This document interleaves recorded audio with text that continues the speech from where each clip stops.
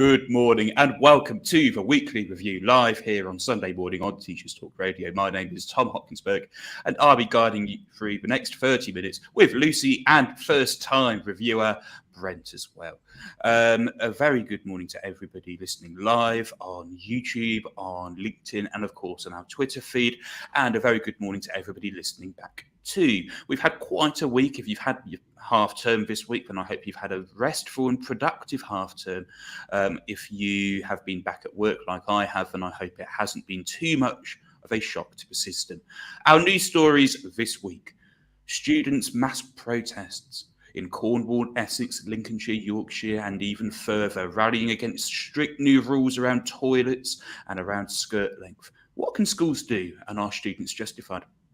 In London, the Mayor of London, Sadiq Khan, has announced free school meals for every primary school pupil in the capital for 1 year. Will this cause more problems than it solves? And finally, we're going to have a look at what the big multi-academy trusts are paying their leaders. We're going to be looking at whose salaries have gone up and whose salaries have gone down, and whether or not gender plays a role in this. Good morning, Lucy. Good morning, Brent. How have our weeks been? Yeah, good. I've literally just whizzed back from Bologna in Italy, so I'm a very happy camper at the moment. Don't make us all too jealous, Lucy. And Brent, how's your half term been? Good. Plenty of time with the family, recharge those batteries. A couple of mock exams are still in the back of the car. You know, you do that thing over half term where you take stuff home, you leave it in the boot, it stays in the boot. You feel guilty about it, but then you say it's a half term, isn't it? Well, yeah, if you go driving all over a place over half term, then those mock papers go on a lovely scenic journey of 5, don't they? Lucky them, free travel. Right, let's have a look at our first story. Students at schools across England are rallying against strict new rules. Secondary schools in Cornwall, Essex, Lincolnshire and Yorkshire are all reported to have seen angry pupils rioting against measures by shaking fences, flipping desks, kicking doors or standing on playing fields, refusing to go into class. And in at least one case in Richmond in North Yorkshire, the police were called in, although it is understood that no criminal action has been taken by any force. This links to one of our very first weekly review stories that we looked at a few weeks ago, and Lucy was here at the time when we talked about the school that had put gates on their toilets, locked gates, stopping students from being able to go in at lesson time. So my first question to Lucy is, are the students justified having mass protests in lesson time? I mean, it's difficult because I understand they're upset, and of course they, you know, when it's mob mentality, they all kind of wind each other up, don't they? But in the same vein, teachers have now got to be careful here, because of course they can't have chaos. You know, schools are places where you do have to have some semblance of order, otherwise it all falls apart. But if you fight fire with fire, then I don't think you're going to get very far. It needs to be approached differently. And maybe, I mean, I'm not quite sure how student councils and things like that work in secondary schools, or if they even exist, because I'm primary based, but coming up with, you know, asking for student voice and kind of figuring out how you can move forward, maybe I'm being a bit whimsical here, but maybe might support these schools in getting to a resolution, or figuring out kind of how they can have some responsibility in the whole toilet situation, and therefore coming to an agreement where it can work in some way without havoc being caused. Thank you. I'm going to go to Brent now. So in Richmond School in North Yorkshire, I know a few people have worked there. It was reportedly locked down, with some students letting off fire extinguishers and kicking down doors. Local reports said a tree was set on fire, that teachers were pushed over and windows were smashed. And North Yorkshire police were called at 9:40 a.m. to reports of criminal damage taking place at Richmond School. Local neighbourhood officers attended, along with local police community support officers, to provide reassurance. They established that no criminal activity had taken place, and the matter was left with the school to deal with. In Essex, at Bromford School, students were setting off fire alarms and running amok at the school in protest of locked toilets, lack of school lunches and staffing issues. If you're a teacher in these schools, Brent, what can you do? To be honest, I'm always, you know, I'm an advocate in rights and democracy. I have campaigned on many issues on a personal level, and I encourage Young Democracy. I was a citizenship coordinator for nearly 10 years. And I want young people to be engaging in democracy. We have to head pupils into schools, but I think this is an act of self-destruction by the pupils themselves. I think they're actually targeting the wrong people. And the clue is there to what you said, is that they're angry about staffing issues, they're angry about this issue, they're angry about that. It comes down to one central problem: schools and funding. At the end of the day, we could build brand new facilities for the children. We've done that. They've vandalised them. So I'm on the school side in this. Normally I'm on the student side about giving students more freedom and autonomy. But the thing is, we have to teach them boundaries, don't we? We have to teach them consequences. They do those actions outside school. What are the consequences of that outside school? Kicking off when you don't get what you want. That's petulant, isn't it? We're not teaching them anything there. So the thing is, I would suggest that at the end of the day, that the pupils do have concerns, and I think we have concerns as staff as well. But their concerns and our concerns should be similar. And I think we need to work with them to say, look, who are you really angry at, and what are you really angry about? So therefore, they should be having, I think, some consultation to say, look, what are these problems? Let's work with it, because the pupils attacking their school is an act of destruction against themselves. That's self-destruction. They need school. They need an education. Why are they destroying what they've? And that's the other thing. Why are they destroying what little they have? Schools itself have a lack of funding. Destroying their own property, that costs money. Where does that money come from? It comes out of their budgets. So when they complain about the school facilities, add up how much money they damaged, and they could have better toilets. They could have a member of staff supervise them if they went to the toilets. That's the thing. You increase staff, you could say, okay, we let somebody go to the toilet if there was a member of staff permanently around the toilets to ensure safeguarding. But how would you member of staff? Well, you can't afford to let a member of staff because you're too busy putting up all these problems that they're creating themselves. So it becomes a bit of a cycle, doesn't it, really? And I think that's the way out of that, is that you have to engage students, but at the same time, don't pander to that. I mean, I'm not being Churchillian about it when you say appeasement makes the aggressor stronger. Yeah, thank you for that. I wanted to talk about another issue of student protest as well, in Merseyside, where pupils have held protests after girls were threatened with suspension over the length of their skirts. One parent said that her daughter had been treated like an animal after she was herded into an auditorium so that her skirt could be inspected by male teachers. Another parent, who did not want to be named, said her 12-year-old daughter had been left upset after her clothing was inspected by a male member of staff. She said she went into her classroom and a male member of staff was there bending to the side to look at all the girls' skirts. She said she felt it was really creepy and she didn't like it. She was quite upset about it. Footage on social media showed hundreds of pupils gathered in the hallways of the school in protest at the strict policy. One video on TikTok has been viewed more than 1.5 million times. The school did not respond to accusations of degrading or sexist treatment, but said in a statement that it had a clear uniform policy and understood there are often sensitivities around this matter. I want to go to Lucy here. Do you sympathise with these girls? Yes, I do. I mean, I was also this student who, you know, we rolled our skirts up, and actually my school in the end designed a skirt that when you rolled it up, it looked like a lampshade, so you couldn't do it. So that was the kind of their way around it. I mean, that was a long time ago. Should you have male members of staff inspecting the length of girls' skirts? No, definitely not.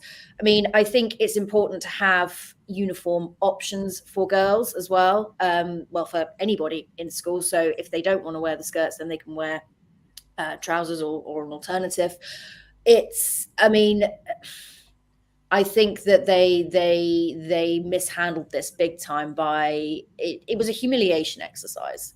And of course you can have, you have uniform policy. And I think there are ways, it's kind of one of those constant things in schools where you do have to remind students and say, we do have this policy, actually, make sure that your skirt is an appropriate length. And of course, I'm kind of being a bit soft here, but I do think that they went too far. And I think they need to reiterate that maybe there are alternative options of something they can wear if they're not comfortable with the skirt situation. But if they're going to wear a skirt, then, in the interest of kind of adhering to policy, could they please make sure that it is of a certain length? But you can't have a situation where you've got male members of staff enforcing. So on the one hand, schools should consistently enforce their uniform policies. On the other hand, there are better ways they could enforce their policies. So that's what we're both in agreement here. Yeah. Lovely. In which case, before we move on to our next story, this show is brought to you in partnership with John Catt Educational, a leading publisher of books, directories, educational guides, and magazines specifically aimed at forward-thinking schools in the UK and beyond. Have you checked out their latest releases? Don't miss out. Visit johncattbookshop.com to explore their full range of titles and advance your own professional development today. Right, let's...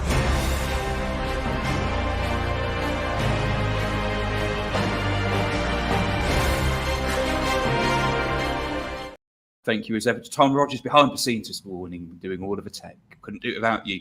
Our next story, Sadiq Khan has unveiled an emergency scheme to extend free school meals to every primary school pupil in the capital for 1 year. The Mayor of London said the one-off £130 million programme, which comes into effect from September, aims to help struggling households during the cost of living crisis. Currently, households in England receiving universal credit must earn below £7,400 a year before benefits and after tax to qualify for free school meals. And according to the Food Foundation, an estimated 800,000 children in England are living in poverty but do not qualify. So my question is, universal free school meals for every primary pupil in London for a year. Is this a good policy? I want to start with Brent on this one. It's heart in the head with this one. I think we need to look at free school meals full stop. I think we need to look at the benefits that they give back. And I think Sadiq Khan, he justified it, said that the amount of money comes back in the economy. And I'm a big fan of making sure that every child is treated equally. So some of the opposition to this was like, well, what happens if you have a middle class family who don't really qualify for normal free school meals? Why are you giving them the same? And I suppose my two arguments for giving that child is, don't assume that a child comes from, say, an economic middle class background, that they're not actually being looked after the same as a working class child. I think you have to be very careful of that. One of the things about schools I think is important is universality. We don't means test pensions, do we? We don't means test other things in society. So I think free school meals, you make free school meals universal, and that makes sure that every single child is exactly the same. And that's a really good sort of grounding of what we want in school. Every child matters, every child's treated the same. And you don't have the situation where it used to be humiliating, where people were lined up and said, here's the free school meal kids over here, and here's the non-free school meal kids over the other side. So I think it's a starting point, but it's a sticking plaster. It's a 1 year and it's only primary school pupils. So I think it needs to be looked at within the confines of the whole school student population. And I think it needs fully funded as well. Yes, this is the whole point about the fully funded nature, isn't it? Because the chair of the Local Authorities Caterers Association, or LACA, Brad Pearce, has said the Mayor of London's announcement will go a long way to tackle child hunger, and we hope that this is extended both beyond the year and throughout the country. But they've also been clear that a funding increase is necessary over and above the current funded rates of just £2.41 and £2.47. So they want clarity over the proposed levels of funding per meal. And so they want to ensure that this is fully funded because another charity, Impetus, their Director of Public Affairs, Steve Haynes, has said that this free school meals policy will actually cost schools £5 million because it's not being fully funded by the Mayor of London and the local authority. Lucy, do you agree with Brent that this is a promising policy that we need to look at more carefully? I think it's one of those things where it's kind of when it's announced, it's always kind of, isn't this great and wonderful? And initially you think, well, yeah, fantastic. What is wrong with that? But much in the same vein as Brent, my mind sort of went to, okay, so what happens in a year's time then? How do you decide? Does this mean that this is under review? Does this mean we're then looking at who qualifies and who doesn't? How do you decide that? What are the parameters for that? And we talk about school, particularly sort of in primary school, we talk about treating everybody equally, kind of being the great leveler. When you're in class, you're treating children the same. So why not in terms of what they're being fed on a daily basis? So I think it's the sort of the idea is good, but this goes beyond almost the free school meals thing. And then talking about it costing schools £5 million, well, we're having budget issues across the board. It's not just to do with feeding children, it's to do with everything. It's part of a much wider, bigger thing that needs looking at. We've seen obviously the with the teachers on strike and everything else. It all feeds into the same thing for me, where we just need a government that's listening and that's going back to the drawing board and saying, okay, from the ground up, how are we going to resolve much of the issues that are in education today? Indeed. And actually, if we look at how Sadiq Khan is costing this policy, so Sadiq Khan is calculating his figures using a meal cost of £2.30. However, the NEU projection about universal free school meals suggests that schools should receive £3.30 to cover all the current costs. So that's an extra £1 per meal. Based on Jeremy Corbyn and Labour's manifesto from 2019, where they promised this policy across the whole of the UK for primary schools, or at least England, it would suggest that Sadiq Khan's actually understated his costs by over £30 million. And it could be schools that pick up a shortfall here. And there's also this argument, and yes, the Labour Party is the party of universality, it's the party of the NHS, it's a party of universal healthcare. But there is this stronger argument that actually there are some families who are going to be receiving free school meals for their children who actually could pay for it out of their own, budgets. And actually, perhaps an alternative policy could be to raise the threshold in terms of which students are eligible for pupil premium funding, in terms of ensuring that actually parents who just miss out would be included in that pupil premium funding. Might this be a better use of funds to lower or rate? I can't work out which one it is, but increasing the family income by which they can claim free school meals and pupil premium. Would that be a better use of money, perhaps? I think possibly. Sorry, no, I was going to say, I think possibly, and that's why I sort of, when I heard it, when I was sort of hearing what Brent was saying, I hope that in introducing this for a year, that also means that they are looking at what does happen afterwards, what is under review, who fits in where, because if that doesn't happen, I mean, yes, okay, people want to look for it to be extended, and in an ideal world, maybe that is, what should happen. But the reality is that that's not going to happen. We can sit here, I can quite confidently sit here and say that they won't extend that. I'd love them to, and I might be wrong. I might eat my hat in a year's time, but I do think it needs looking at who fits in where, and I hope that this is the opportunity that they're going to take to do that. Yeah. My problem with that is it's extremely complicated. Wherever you draw the line, there's always a group of people that fall through the cracks.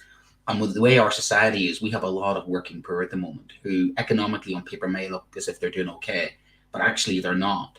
And the thing about giving every child a free school meal, it's the Maslow hierarchy of needs, isn't it? Every child's fed. You can then say you've got every child fed, you can move forward. And I think that has massive benefits for schools. One of the drawbacks, and this is encroachment, this is mission creep, isn't it, a little bit?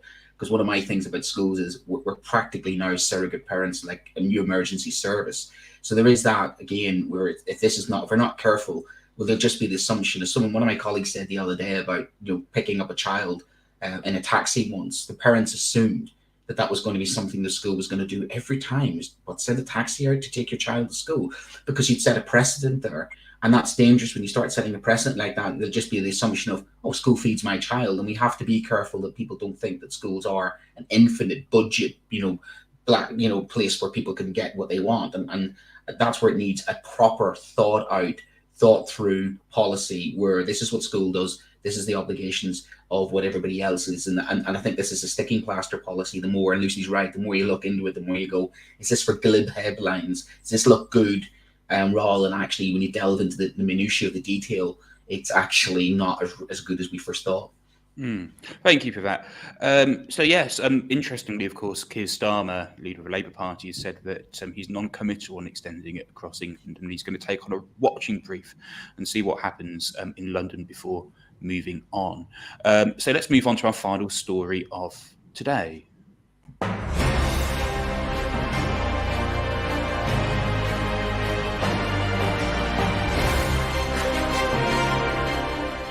And this is all about MAP's CEO pay. and what the big academy trusts are paying their top leaders, because more than half of the country's largest multi-academy trusts increased the six-figure salaries of their top earners last year. One trust increased the salary of its highest earner by at least £55,000 or 31%, while another two trusts increased the pay of their top earners by at least £20,000 compared to the previous year. TES has analysed the 2021 to 22 accounts of 49 academy trusts that run 25 or more schools, and has found that at least 26 have increased the pay of their highest earner, resulting in an increase in their pay band last year. What are our immediate thoughts about that CEO pay increasing within the context of below inflation pay rises for teachers? I want to start with Brent on this one. Well, I think you know where I'm going to go with this. Our wages, normal staff, have gone down by 20% at the same time. CEO, that mirrors, I think, what's happened in the wider society, which indicates for me a dangerous precedent of schools are now business. We're now companies, corporations. I don't work for the government or the local authority any longer. My boss is a CEO. And one of the reasons I chose the teaching profession altruistically was because I didn't want to work in business. The irony is, it seems to have followed me, because we're now, it seems education has become like pretty much like business when you're guys at the top are earning a disproportionate amount to the guys who are actually doing the hard work on the ground. It's a bit of what's been happening in wider society, unfortunately. So it's a bit disappointing. The Harris Federation remains the highest paying academy trust for executive pay. Its chief executive continued to earn between $455,000 and $460,000 in 21-22, the same as the previous year. Can we justify, Lucy, this extraordinary pay for MAP CEOs? Sorry, I didn't quite realize it was that high. I think I probably, when I read it, I sort of partly digested it, but hearing it out loud, you think, I don't even begin to understand, and we could rant about this for a long time, but I don't begin to understand how you arrive at that figure, and based on what. When you look around and you look at your sort of co-teachers, the people alongside you, and you look at the pay scale that we're on and kind of the disaster that is, and then you've got somebody who, I mean, when I worked for an academy trust in the UK, he sort of got wheeled out for kind of major events and sort of, did a lot of nodding and wandering around and sort of not really having much impact. And I'm sure there are those out there who do and who are actually involved and actually understand and bother to find out about their schools and what they need and all the rest of it. But I still don't ever think that warrants a £400,000 salary. It just, I cannot wrap my head around how you'd arrive at that and what justifies that. I could point out that no other large trust paid more than £300,000, if that makes you feel any better for you. Only. The ASCL General Secretary Jeff Barton says that the pay freeze of 21-22 was extremely damaging and unfair. But that MAP board still needed to review the performance, responsibilities and pay of executive leaders and make the best decision they could in the circumstances. The NEU's Joint General Secretary Kevin Courtney has warned that the MAP system would likely lead to very many inefficiencies compared with local authorities.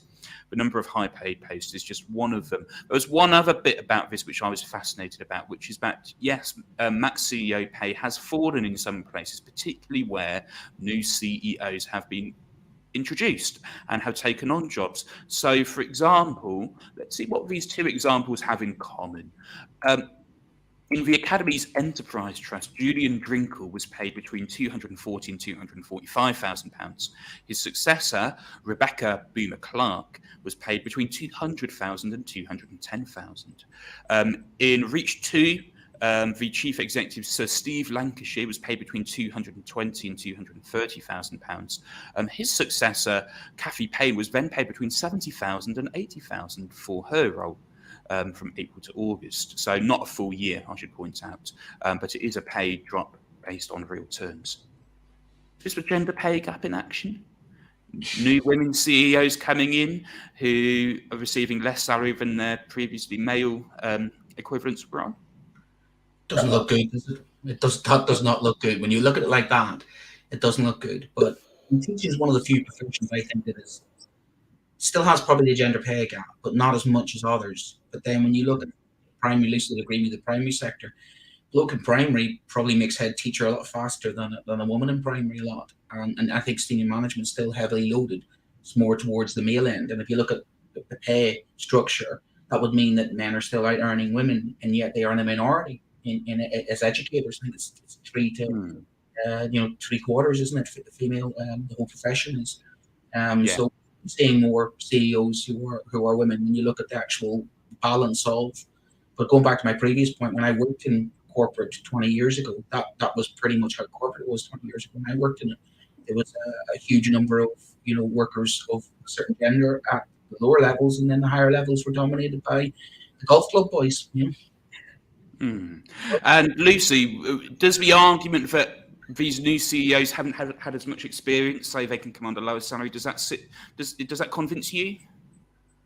I mean, I'm probably going to go to hell for saying this, but I mean, the whole pay gap thing is shocking, but the amounts of money we're talking about, I still can't kind of get behind in this particular scenario. I mean, this is going to sound sort of so bad feminist, but I just can't get behind the whole thing, period, to be honest.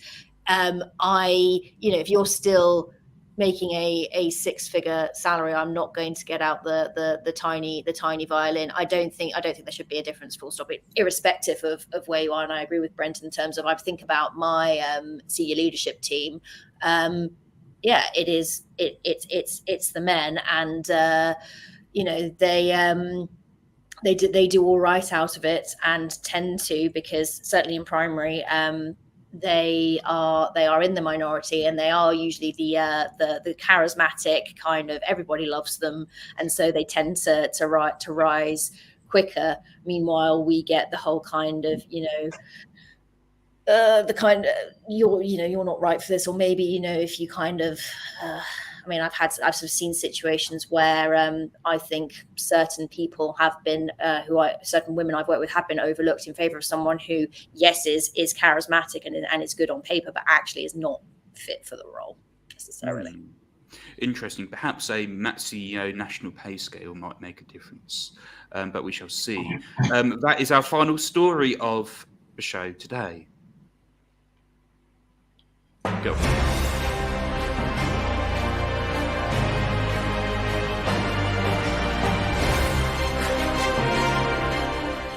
We've been broadcasting for 28 minutes, which means we can each have 30 seconds to talk about our favourite show from the last week. I'm going to start with Lucy, then Brent, and then to me. Lucy, off we go. Oh, I'm going to go for Dr. Poppy Gibson and her show. I've just checked her guest's name. I had to look it up again. Phil Wheeler. Yes, and they were talking about Lego education. Brilliant. It was fabulous how you can use Lego in class, and where you can find all the information. It's all in the show notes. You can listen again on your chosen podcast platform. And brilliant. But I think Poppy's fantastic. So that's my winner for this week. We've got Poppy on Lego education with Phil Wheeler from GTech as our first show of the week. Brent. I love Tom's show. This student responsibility, parent responsibility. It gets small over. It gets from Australia. Was fascinating. It was absolutely brilliant. Something I think we could keep revisiting of, mission creep. Where does the school stop, and where does where our responsibilities take over? But it was really interesting to get that broad, because you think you're the only one, and then you listen to that and you go, this is universal. This is happening culturally. So it was really good. And very much worth a listen back, because I think that's something that's happening, I think, globally as well as the UK and beyond, is what's happening with regard to students. And we hinted at that about students protesting and stuff. So I think that's extremely relevant show. So that was Tom's Monday night, I think it was it Monday? Yeah, Monday night late show. Fantastic, thank you. And then my favourite show of last week was The Late Show with Daisy Christodoulou and Lizzie Wells on educational innovation. I won't talk too long about this, but I just thought it's fantastic. The history of new ideas about education, their series is really, really, intellectually stimulating, and just talking about things in terms of the chronology and how things have changed over time. Fantastic. Lovely. That is it. I'm not going to be with you for the next 2 weeks, unfortunately. I'm sure you'll have some guest hosts or something like that. Thank you for joining us for the weekly review this Sunday. I'm back next Friday on the 3rd of March. I'm joined by Daniel Kebedy and Neve Sweeney to host the NEU General Secretary debate.